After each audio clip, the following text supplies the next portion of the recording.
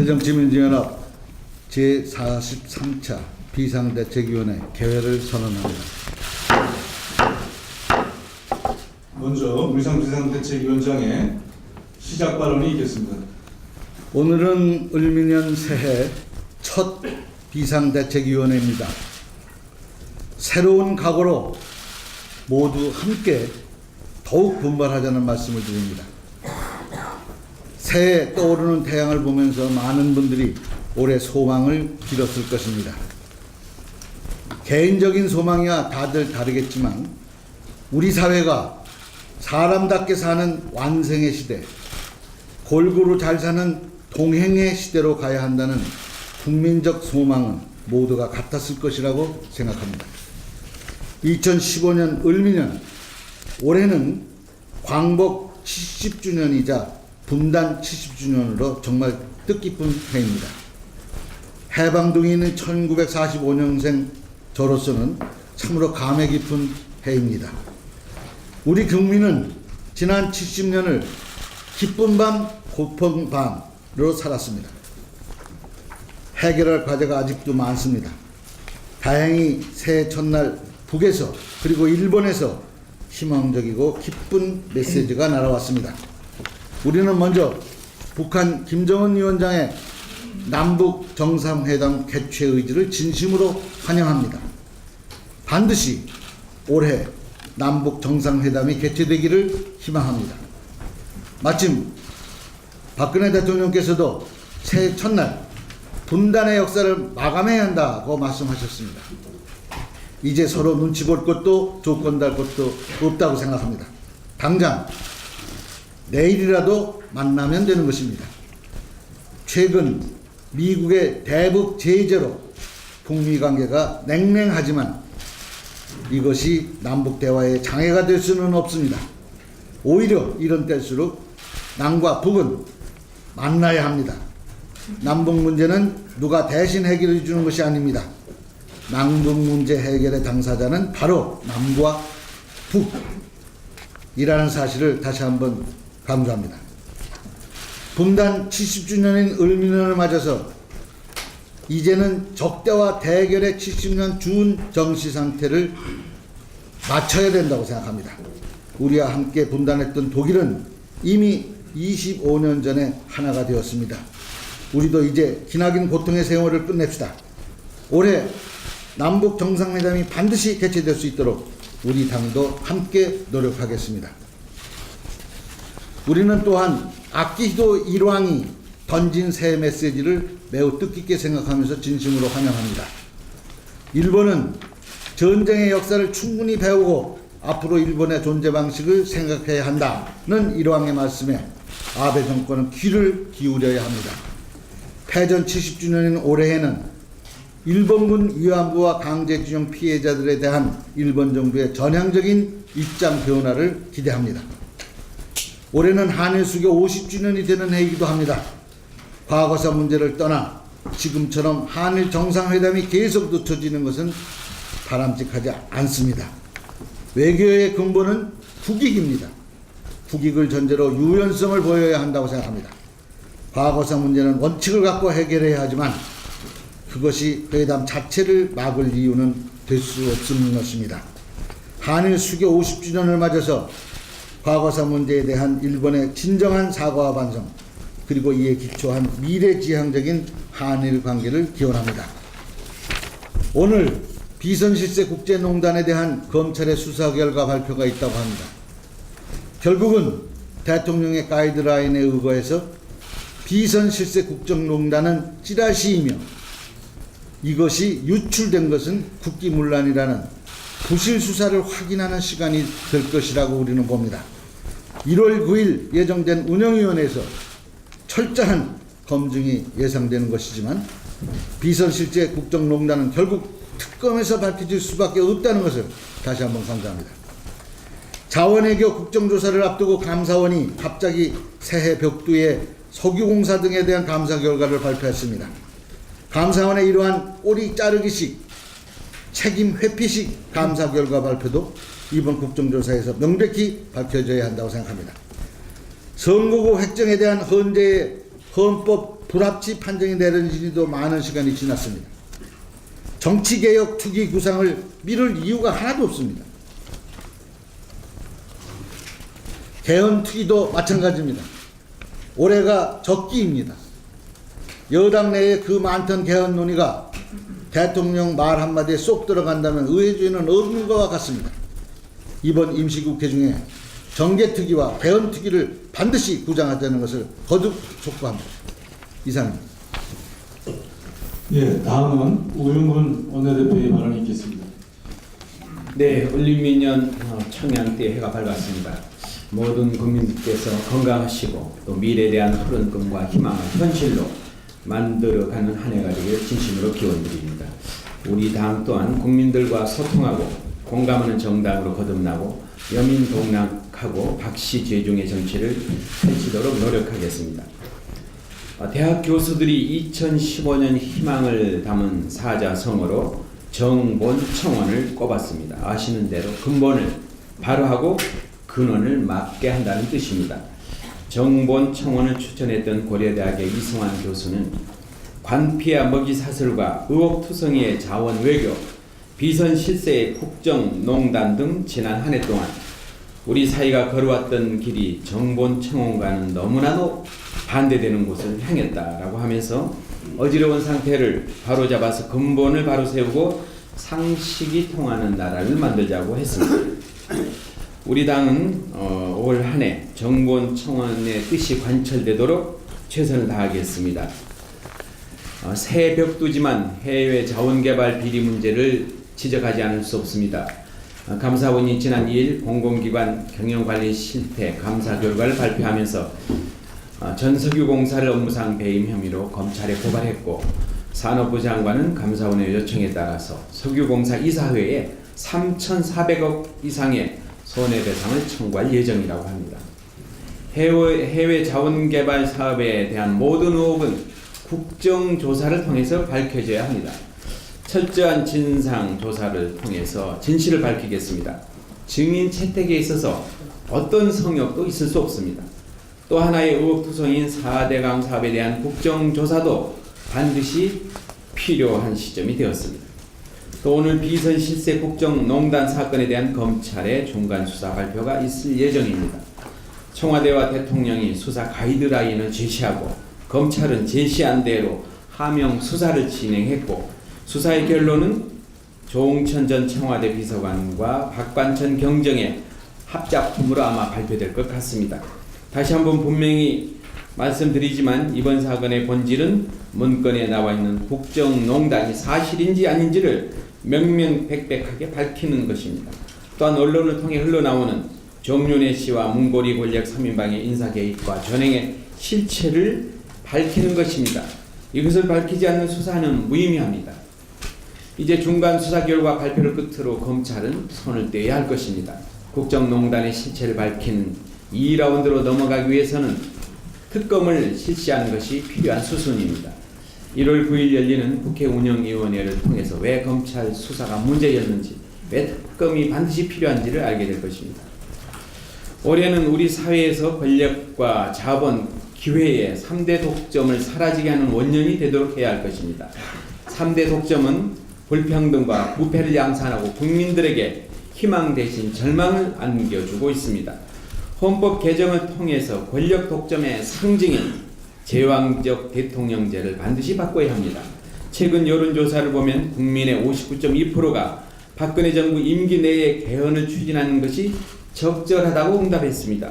또한 대통령에 집중된 권력을 분산해야 된다고 하는 여론이 52.9%였습니다. 올 초에 반드시 개헌특위를 구성해서 이와 같은 국민의 요구에 부응해야 할 것입니다. 여당은 더 이상 개헌에 관해서 청와대의 눈치를 보지 마시기를 강력히 촉구합니다. 자본 독점으로 인한 소득 불평등과 양극화 심화 더 이상 방치해서는 안 됩니다. 이미 소득 불평등은 경제 성장을 가로막는 주범임이 밝혀지고 있습니다. 기회의 독점 또한 다수의 미래를 막고 있습니다. 모두에게 동등한 기회가 주어져야 할 것입니다. 비정규직의 정규직화, 평등한 교육 등 기회의 확대는 더 나은 미래로 가는 첩경이 될 것입니다. 마지막으로 신년 인사에서 박근혜 대통령께서 말씀하신 기러기 리더십에 대해서 말씀드리겠습니다. 아마 올해 국정 운영의 상징은 아마 일사불란이 될 것 같습니다. 기러기 때처럼 V자의 중심에 대통령이 있고 나머지 사람들은 일사불란하게 움직이는 국정 운영의 문화를 의미하는 것은 아닌지요. 대통령께서는 여전히 국민의 마음을 잘 읽지 못하고 있는 것 같습니다. 대통령 국정 수행에 대해서 부정적인 평가를 내리는 이유 중 가장 큰 이유가 바로 국민과의 소통이 부족하다는 것입니다. 국민들은 강력한 지도자보다는 민주적 의사결정을 중시하는 민주적인 국가 지도자를 요구하고 있습니다. 국민의 바람은 불통과 일방 독주식 국정 운영을 하는 제왕적 리더십이 아니라 국민하고 공감하는 또 국민에게 관용을 베푸는 리더십입니다. 제왕적 대통령제를 왜 근본적으로 바꿔야 하는지, 왜 헌법 개정이 필요한지를 다시 한번 여실히 보여주고 있습니다. 이상입니다. 예, 다음은 국회의장 이석현 위원의 발언이 있겠습니다.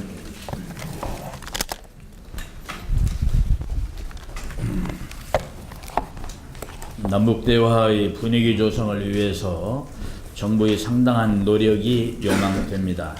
미국이 소니에킹에 대한 보복성 행정 제재를 밝힘에 따라서 대화 분위기가 위축될 우려가 있으므로 북한의 10년사를 통한 대화 제의에 걸맞는 긍정적인 화답을 할 필요가 있습니다. 남북 평화의 길은 미국보다 우리에게 더 가까이 있습니다. 개헌특위 구성을 서둘러야 합니다. 매사에 때가 있는 법이고 금년 상반기에 국회가 개헌을 추진 못하면 개헌이 어려워질 수도 있습니다. 특히 김무성 대표의 실천적 의지를 밝혀줄 것을 거듭 촉구합니다. 지난해 우리 경제는 세계적 경기 침체 속에서도 2년 연속으로 수출액, 무역 흑자, 무역 규모 모두 사상 최대를 기록했다고 정부가 자랑스러워하고 있습니다. 그러나 내용을 보면은 내수경기 침체로 제조업의 생산이 부진해서 원자재와 중간재를 수입하지 않으니까 수입량이 줄고 이에 따라 무역 흑자가 커진 것입니다.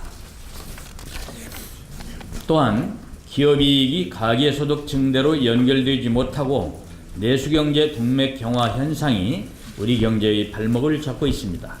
때문에 미국 등지에서 세계 경제 회복 조짐이 보이는 가운데도 우리 경제 전망은 여전히 디플레이션의 빨간불이 켜져 있습니다. 아울러 부의 편중과 취업난을 둘러싼 상대적 박탈감으로 인해서 박근혜 정부의 2년간 국민의 34.6%가 더 불행해졌다고 느끼고 12%만 행복하다고 여론조사에 응답하고 있습니다. 새해에는 진짜 민생 법안이 국회에서 논의돼야 하고 가계소득 향상과 내수 경기를 살릴 경제정책의 대전환이 이루어져야 합니다. 위기를 기회로 바꾸는 리더십은 정부의 인식 전환에서부터 시작되므로 청와대와 내각의 전면 개편을 단행할 것을 강력히 촉구합니다. 파부 침주의 결단은 총체적인 인사 개편에 써야 할 말입니다.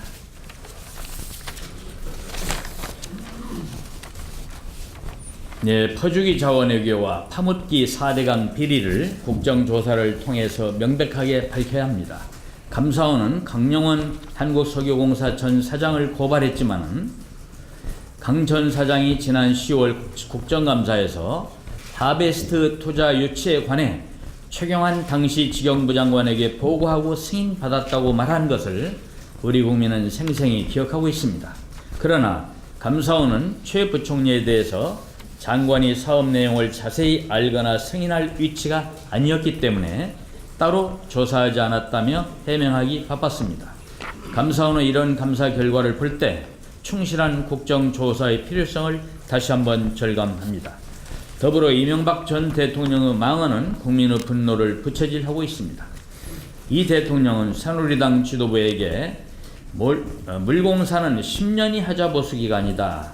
약간 그런 문제점이 있지만은 어떤 공사를 해도 그 정도는 있는 것이다. 외국에서는 4대강 사업의 경험을 수입해 가려고 하는데 국내에서는 그렇지 못한 것 같다며 거꾸로 무엇이 문제냐고 힐난했다고 합니다. 20조 국민 혈세를 탕진한 비리사업 부실 공사에 대하여 그런 반성 없는 태도에 경악합니다. 그토록 자신 있다면 인의 장막에 숨지 말고 국정조사에 나서줄 것을 촉구하는 바입니다. 이상입니다. 네, 다음은 인재근 위원의 발언이 있겠습니다. 청와대 국정농단이라는 광풍이 불었고 정부 정책에 대한 국민들의 지지가 바닥이지만 청와대와 정부의 인사 쇄신은 강간무소식입니다.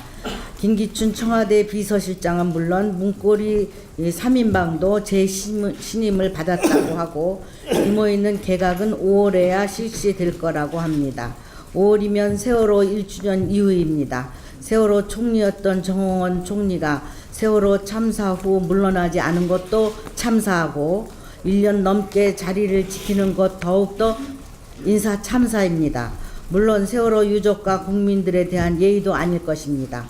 청와대와 내각에 대한 물갈이를 찬성하는 여론이 SBS 조사에는 74.5%, KBS 조사에는 71.1%에 달했습니다. 또한 박근혜 정권 2년 동안 더 행복해졌다고 생각하는 국민이 10명 중에 1명이라고 합니다. 국민 여론이 왜 이토록 인적 쇄신을 요구하는지 대통령만 모르는 것이 아닌지 답답한 심정입니다. 인사가 만사라고 했습니다.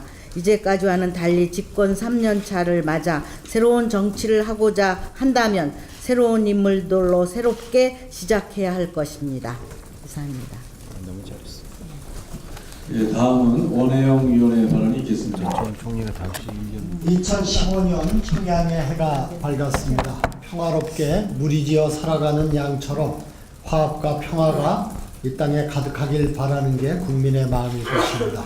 이런 희망에 부응하듯 광복 분단 70년이 되는 새 시작부터 남북관계 개선 분위기가 형성되고 있습니다.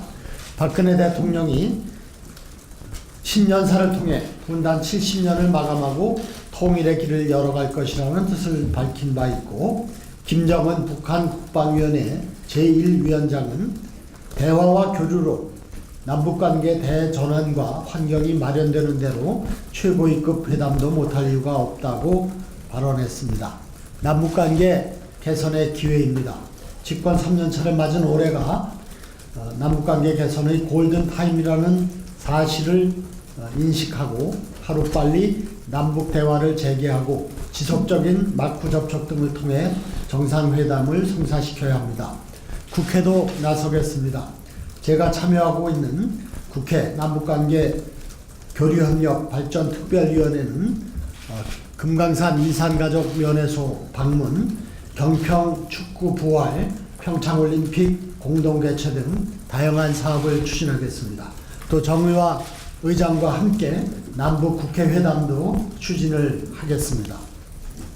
미국의 대북 출가 제재로 남북관계 개선에 어려움이 있을 수가 있다는 우려가 있습니다. 그러나 우리 정부가 중심을 잡고 주도적으로 남북관계를 개선하면 오히려 북미 관계에도 긍정적인 영향을 줄 수가 있습니다. 한반도 평화를 위해 박근혜 정부가 창의적이고 주체적으로 움직일 것을 촉구합니다. 올해가 정치개혁의 적기라는 지적들을 많은 분들이 얘기하고 있습니다. 개헌과 선거제도 개혁이 그 중요한 과제일 것입니다. 이번 연말 연초의 여론조사를 보더라도 개헌의 이유로 대통령에 집중된 권력이 분산되어야 된다는 것을 과반 이상의 국민들이 지적하고 있습니다. 바로 제왕적 대통령제의 폐해를 국민들이 공감하고 있기 때문일 것입니다. 선거제도 개혁도 시급한 과제입니다. 헌재는 금년 12월 말까지 인구 편차를 2대1까지 조정하도록 판정을 했습니다만, 정치적으로 보면 6월 말까지 실제로 선거구 조정 등의 선거개혁안이 확정돼야 9월 임시국회에서 초반기에 의결할 수가 있을 것입니다. 현행 선거법은 선거제도 확정안을 선거 6개월 전까지 제출하도록 되어 있습니다. 더 나아가서 새누리당은 선거구 조정 시한을 총선일 8개월 전으로 선거법에 명문화하겠다고 공약하고 있습니다. 그렇다면은 금년 남아있는 시간은 금년 6월까지입니다. 그런데 이번 임시국회의 시한인 이달 14일 이내에 우리 선거개혁을 다룰 수 있는 정개특위가 구성돼서 가동을 시작하지 않는다면 4월 임시국회에 나가서야 지금 새누리당이 희망한다고 알려져 있는 4월 임시국회에 정개특위가 구성되면 3개월짜리 벼락치기 공부를 해야 될 것입니다. 우리 사회의 어떤 기틀을 새롭게 짜는 이러한 중요한 과제를 졸속으로 넘길 수는 없다고 생각합니다. 현행 선거법의 정신대로 6개월 전에 선거구 재조정을 비롯한 선거제도 전반에 대한 개혁이 이루어질 수 있도록 이번 회기 중에 반드시 정개특위 구성에 응할 것을 새누리당에 촉구합니다.